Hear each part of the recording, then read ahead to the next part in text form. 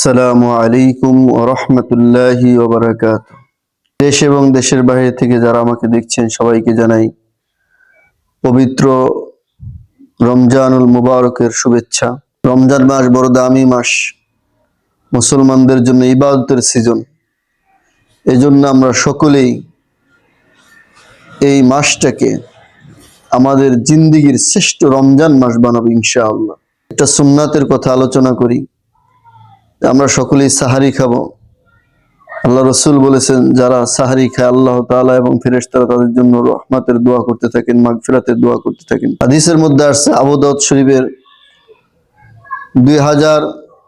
2345 নম্বর হাদিস, রাসূল সাল্লাল্লাহু আলাইহি ওয়াসাল্লাম বলেন, নি'মা সাহুরুল মুমিনি আত-তামরু।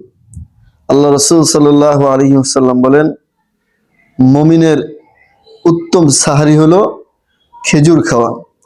এজন্য আমরা যারা পারি সাহারি খাওয়ার সময় কমপক্ষে একটা খেজুর আগে পরে খেয়ে নেব ইনশাআল্লাহ। তাহলে রসুলের এই সুন্নতটা আদায় হয়ে যাবে।